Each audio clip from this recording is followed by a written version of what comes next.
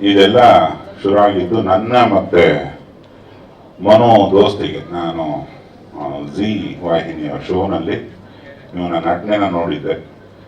ಅಲ್ಲಿ ಸುಮಾರು ಹೊತ್ತು ಡಲ್ಲಾಗಿ ಇದ್ರೆ ಬಂದು ಏನೋ ಒಂದು ಮ್ಯಾಜಿಕ್ ಮಾಡಿ ಎಬ್ಸ್ಕೂರಿಸ್ಬಿಡೋನು ಶೋಗಳನ್ನ.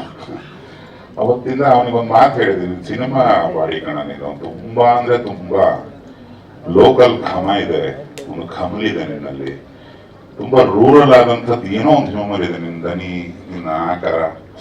ಅವಾಗ ಒಂದು ನನ್ಗಿಂತ ಜಾಸ್ತಿ ಇತ್ತು ಅವನಿಗೆ ಹೊಟ್ಟೆ. ತೆಗೆದ ಒಂದು 5-6 ತಿಂಗಳು ತೆಗೆದು ಇನ್ನೊಬ್ಬ ಸಹೃದಯನ್ನ ಪರಿಚಯ ಮಾಡಿಸ್ತಾ, ಅದು ಸಂತೋಷ್ ದಂಪತಿಗಳು ವಿದ್ಯೆಯವರು.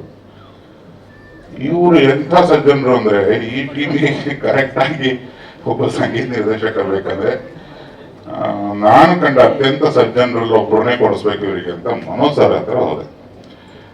ಈಗ ನನಗೆ ಮನೋಜ್ ಸರ್ಗೆ ಈ ಹಾಡು ಓದಿದಾಗ ಅಥವಾ ತಮಟೆ ಹೊಡೆದಾಗ ಅವ್ರ ರಿಯಾಕ್ಷನ್ಸ್ ಅನ್ನೇ ನೋಡ್ತಿದ್ದೆ ನಾನು. ಏನು ಅನ್ನೋದೇ ಬಗೆಹರಿತಿಲ್ಲ ಅವರಿಗೆ ಅಂತ ಕಾಣ್ತದೆ ಅಲ್ವಾ ಸರ್? ಬಟ್ ಸರ್, ಯಾವಾಗಲೂ ಏನಾದ್ರು ಬರ್ದಾಗ, ಫಾರ್ ಎಕ್ಸಾಂಪಲ್ ಈ ಸಾಂಗ್ ನೀವು ಸುಮ್ಮನೆ ಕಲಿಯೋಕೆ -1 ಹಾಕೊಂಡು ಪಿಯಾನೋ ನುಡಿಸಿದ್ರೆ ಅದೇನೋ ಒಂಥರ ಕೇಳುತ್ತೆ, ಏನೋ ಒಂಥರ ಫೋಕ್ ಮಾಸ್ ಸಾಂಗ್ ಆ ಥರ ಅನ್ಸ್ಬೋದು.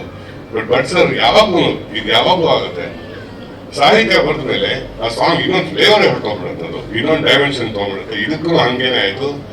ನಿಜವಾಗ್ಲೂ ಈ ಸಾಂಗ್ ನೀವು ಇದನ್ನ ಕೇಳಿದ್ರೆ, ನೀವು ಫಿಲ್ಮಲ್ಲಿ ನೋಡಿದ್ರೆ, ನಾನು ಇನ್ನೂ ನೋಡಿಲ್ಲ, ಬಟ್ ನಂಗೆ ಗೊತ್ತು ಲಿರಿಕಲ್ ವಿಡಿಯೋ ಅಂತ. ಇದು ಆ್ಯಕ್ಚುಲಿ ಒಂದು ಎಂಜಾಯ್ಮೆಂಟ್ ಸಾಂಗ್ ಥರ ಇರ್ಬೋದು, ಬಟ್ ಇದು ತುಂಬ ಫೀಲಿಂಗ್ ಸಾಂಗ್. ಕರೆಕ್ಟ್, ತುಂಬ ಫೀಲಿಂಗ್ ಸಾಂಗು. ಆ್ಯಂಡ್ ಯಾರೋ ಹೀರೋ ಇದ್ದಾರೆ, ಅದ್ರ ಬಗ್ಗೆ ತುಂಬ ಲೈಟ್ ಹಾರ್ಟೆಡ್ ವೇನಲ್ಲಿ ಅವ್ರು ಹೇಳಿರೋದು. ಸೊ ಹೇಳಿದಾಗ ಇವರು ನನಗೆ ಗೊತ್ತಿತ್ತು, ಇದು ಏನೋ different, something different in this song lyrics. So ಅದು ಹೇಗೋ ಮಾಡಿದ್ವಿ, ಏನಾಗುತ್ತೋ ನೋಡೋಣ. ಇದ್ರ ಜೊತೆಗೆ ಇನ್ನೊಂದು ಮಸಾಲೆ ರುಬ್ಬಿದ್ದಾರೆ ಮನೋಜ್ ಅವರು. ಅದು ಇನ್ನೊಂದು ವಾರ 10 ದಿವಸ ಅಥವಾ ಇನ್ನೊಂದು 15 ಡೇಸಲ್ಲಿ ಬರಬಹುದು.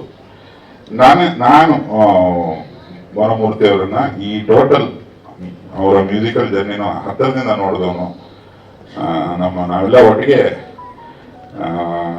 ಮುಂಗಾರು ಮಳೆ ಮಾಡೋ ದಿನಗಳಿಂದ ಇದುವರೆಗೂ ಒಂದು ಆಲ್ಮೋಸ್ಟ್ ಒಂದು ತಿಂಗಳಿಗೆ ಒಂದ್ಸತಿ ಸಿಗ್ತೀವಿ. ಏನೋ ಒಂದು ಅವಿನಾಭಾವ ಸಂಬಂಧ ಮೂರ್ತಿ ಸರ್ ಅಂದರೆ. ನಾನು ಫಸ್ಟ್ ನಿಮ್ಗೆ ವಿಶ್ ಮಾಡ್ತೀನಿ ಸರ್, ನಮ್ಗೆಲ್ಲರಿಗೂ ಒಂದು ಹೊಸ ಹಾಡು ಕೊಟ್ಟಿದ್ದಕ್ಕೆ thank you so much. Support